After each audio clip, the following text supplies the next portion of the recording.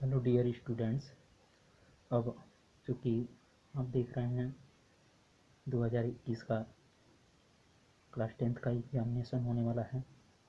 उस संबंध में मैं आप लोगों को एक नोट्स प्रोवाइड करा रहा हूँ केमिस्ट्री का, जिससे आपको सुगमतापूर्वक अध्ययन करने में आसानी होगी और आप इस जो है नोट्स के माध्यम से टॉपिकों को समझ सकते हैं और पढ़ भी सकते हैं। अगर कहीं कोई डाउट हो तो आप जो है कमेंट के माध्यम से हमें कमेंट करके बताइए और जो है मैं आपको उसको समझाने का प्रयास करूँगा। तो आइए चलते हैं, पहला टॉपिक में है, चैप्टर का नाम है रासायनिक अभिक्रियाएं एवं समीकरण। इसमें जो है रासायनिक अभिक्रियाएं किसे कहते हैं उस संबंध में लिखा गया है कि रासायनिक अभिक्रियाएं वे अभिक्रियाएं हैं जिनमें नए गुणधर्मों के साथ नए पदार्थ बनते हैं, अर्थात दूध से दही का बना, भोजन का पकना, मैग्नीशियम को ऑक्सीजन के साथ अभिक्रिया कराने पर मैग्नीशियम ऑक्साइड का बन जाना। ये सारी चीज़ें रासायनिक अभिक्रियाओं का एक उदाहरण है। इसके माध्यम से हम देख रहे हैं कि पुराना जो पदार्थ है वो जैसे ही दूसरे के साथ जो है मिक्सचर हो रहा है, जो है संयोग कर रहा है, तो नया पदार्थ जब बना रहा है तो उसके जो है गुणों में भी परिवर्तन आ जा रहा है। तो इसी को हम कहते हैं रासायनिक अभिक्रियाएं। आगे देखिए, कह रहा है रासायनिक अभिक्रियाओं के लक्षण। जब रासायनिक अभिक्रियाएं होती हैं तो उनमें क्या लक्षण पाए जाते हैं वे आपको जो है, तो रासायनिक अभिक्रियाओं के लक्षण हम देखते हैं।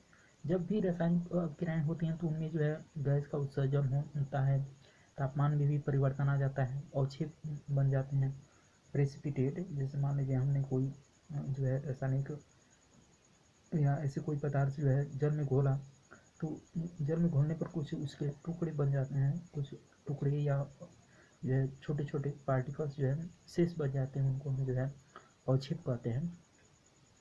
तो अवक्षेप का बनना भी रासायनिक प्रक्रियाओं का एक जो है लक्षण है।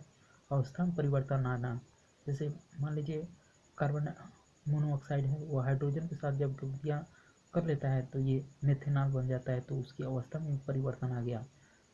और है रंग परिवर्तन। रंग परिवर्तन से मतलब ये है कि आप फेर ऑक्साइड देख रहे हैं, या जो है फेरस ऑक्साइड के संपर्क में जब आता है तो इसमें रंग में परिवर्तन आ जाता है, अर्थात लोहे पर जंग लगता है तो वह लाल भूरा हो जाता है, और जंग लगना रंग में परिवर्तन को दिखाता है। आगे है रासायनिक समीकरण। रासायनिक समीकरण में लिखा गया है कि इस रासायनिक क्रिया का प्रतीकों और सूत्रों के द्वारा निरूपण रासायनिक समीकरण कहलाता है। और किसी भी रासायनिक अभिक्रिया को हम लोग लिखते हैं तो वह प्रतीकों और सूत्र के द्वारा लिखे जाते हैं। तो यह प्रतीक और सूत्र ही वास्तव में रासायनिक समीकरण कहलाते हैं। जैसे एग्जाम्पल में लिखा गया मैग्नीशियम को ऑक्साइड के साथ अपक्रिया कराया जा रहा है तो मैग्नीशियम ऑक्साइड बन जा रहा है। यहाँ आप जो है देख सकते हैं, तो इसमें जो है प्रक्रिया है मैग्नीशियम ऑक्साइड का, ठीक है। तो ये प्रक्रिया हो जाती है। आगे है MgO, ठीक है। आगे आप जो है इसको ऐसे रहने दीजिए, कोई दिक्कत नहीं है। अभिकारक और उत्पाद, यहाँ जो है अभिकारक और उत्पाद में रिएक्टेंट एंड प्रोडक्ट कह रहे हैं कि जो पदार्थ रासायनिक अभिक्रिया में भाग लेते हैं अभिकारक कहलाते हैं, तथा रासायनिक अभिक्रिया के परिणाम स्वरूप उत्पन्न नए पदार्थ उत्पादन कहलाते हैं। जैसे मान लीजिए हमने Mg और ऑक्सीजन को एक साथ लिया तो ये रिएक्टेंट हो गए, और यह जैसे ही दो जो है पदार्थ मिल करके आपस में एक नया जब पदार्थ बनाते हैं तो नए बने हुए पदार्थ को हम क्या कहते हैं, प्रोडक्ट कहते हैं, उत्पाद। इसी तरह आगे देखते हैं रासायनिक संतुलित रासायनिक समीकरण, बैलेंस केमिकल रिएक्शन। इसमें क्या होता है कि ऐसा रासायनिक समीकरण जिसमें अभिकारकों और उत्पादों में प्रत्येक तत्व के परमाणु की संख्या बराबर हो, संतुलित रासायनिक समीकरण कहलाता है। इसका क्या मतलब है कि जब अभिकारक और उत्पाद के जो है अभिक्रियाएं आपस में कराई जाती हैं तो जितना अभिकारक की संख्या हो उतना ही उत्पाद की भी संख्या होनी चाहिए।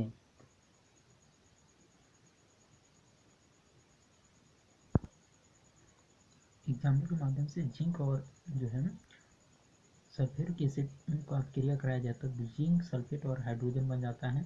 यह संतुलित रासायनिक समीकरण है।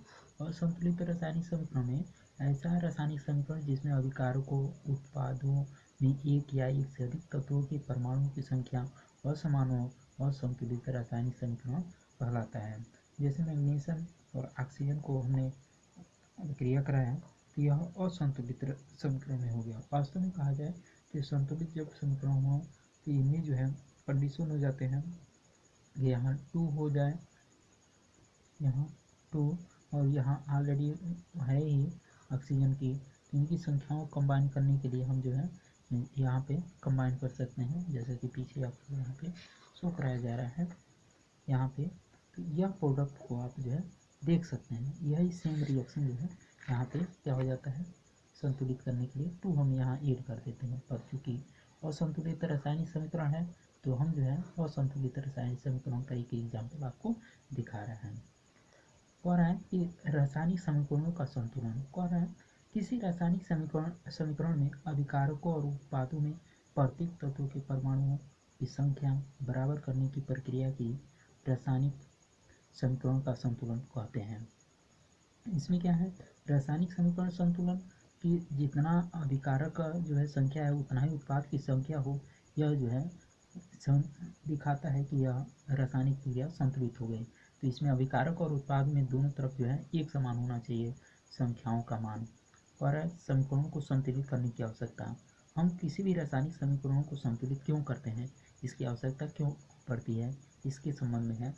और कि द्रव्यमान संरक्षण नियम के अनुसार किसी भी रासायनिक प्रक्रिया में द्रव्यमान का न तो निर्माण होता है और न ही विनाश, अर्थात किसी भी रासायनिक प्रक्रिया के उत्पाद तत्वों का कुल द्रव्यमान अभिकारक तत्वों के कुल द्रव्यमान के बराबर होता है।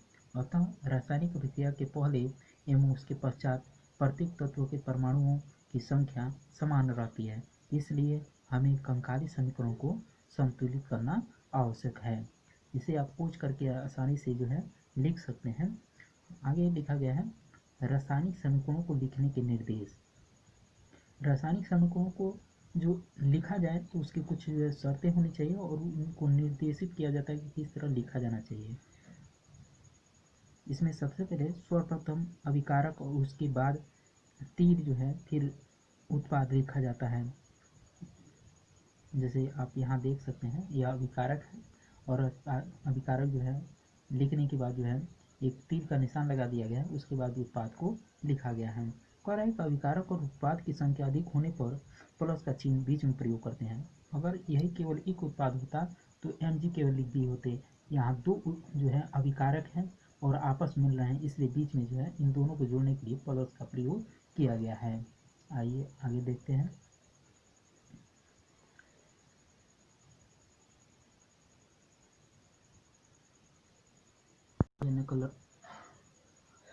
तीसरा पॉइंट है कि रासायनिक समीकरणों को संतुलित करना आवश्यक है।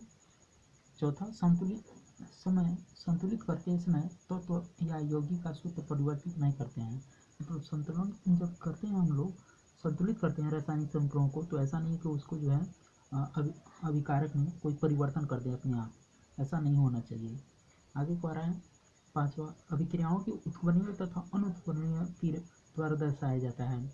अगर अभिक्रिया दोनों तरफ हो रही है तो उसमें जो है तीर जो है दोनों तरफ लगनी चाहिए, और केवल अभिक्रिया एक ही तरफ हो रहा है तो उसमें तीर एक ही तरफ लगा होना चाहिए। यही अभिक्रिया का उत्क्रमणीय और अनुत्क्रमणीय अभिक्रिया को दर्शाता है। कह रहा है छठवां, आवश्यक अभिकारक जैसे ताप, दाब तथा उत्प्रेरकों को तीर पर लिखा जाना चाहिए। मतलब अभिकारक को जो है उत्पाद बदलने के लिए कुछ बाह्य कारक भी होते हैं जो बहुत तीव्र गति से कार्य करते हैं, तो उनको जो है यहाँ जो है अभिक्रिया जो लिखी जाती है तीर है, इस पे जो है अभिकारकों को लिख दिया जाना चाहिए। आइए आगे है, ऊष्माक्षेपी के लिए प्लस तथा ऊष्माशोषी के लिए माइनस का चिन्ह लगाते हैं। मतलब अगर अभिक्रिया हो रही है और उसमें गैस निकल रहा है तो प्लस का चिन्ह, और जो है गैस को अवशोषित किया जा रहा है तो उसके लिए माइनस का चिन्ह लगाते हैं।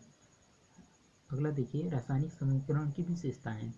इसमें क्या है, रासायनिक अभिकारक एवं उत्पाद की संपूर्ण जानकारी मिलती है, पदार्थों की भौतिक अवस्था के बारे में जानकारी मिलती है, अभिक्रिया संपन्न होने के लिए आवश्यक ताप, दाब व उत्प्रेरक आदि की जानकारी मिलती है। छठवां है, अभिक्रिया के प्रकारों का भी पता चलता है। लास्ट पॉइंट देखिए, ये इम्पोर्टेंट है, कई बार पूछा जाता है एग्जाम में, ऊष्माक्षेपी एवं ऊष्मा शोषी अभिक्रिया। इसमें सबसे पहले है ऊष्माक्षेपी अभिक्रिया, एक्सोथर्मल रिएक्शन। कह रहा है कि जिन रासायनिक अभिक्रियाओं में उत्पाद के निर्माण के साथ ऊष्मा भी उत्पन्न होती है, ऊष्माक्षेपी अभिक्रियाएं कहलाते हैं। इसमें एग्जाम्पल में दिया है, मेथेन को जो है ऑक्सीजन का अभिक्रिया कराया जाता है तो कार्बन डाइऑक्साइड और जल बनता है, इसके साथ क्या हो रहा है, ऊष्मा जो है निकल रही है। तो यह जो है ऊष्मा ऊपर की तरफ एरो लगा देते हैं, अगर बाहर जो है निकल रहा है ऊष्मा, तो अगर ऊष्मा गैस को अगर लिया जा रहा है तो यहाँ तीर नीचे की तरफ होनी चाहिए, तो यह कहलाता है ऊष्मा जो है शोषी अभिक्रिया। तो अभी तीर ऊपर की तरफ लगेगा। दूसरा है एग्जाम्पल, यहाँ पे जो है ग्लूकोज है, ग्लूकोज को ऑक्सीजन के साथ अभिक्रिया कराया जाता है तो कार्बन डाइऑक्साइड और फिर जल और साथ में ऊर्जा भी निकलता है। तो यह ऊर्जा लगभग नियर अबाउट 673 किलो कैलोरी के रूप में होता है। तो इस तरह से आपने देखा ऊष्माक्षेपी अभिक्रिया हो गया। अब देखते हैं ऊष्माशोषी अभिक्रिया। कह रहे हैं कि जिन रासायनिक अभिक्रियाओं में उत्पाद के निर्माण के साथ ऊष्मा भी अवशोषित होती है, ऊष्माशोषी अभिक्रिया कहलाती है। एक एग्जाम्पल हम लोग देखते हैं।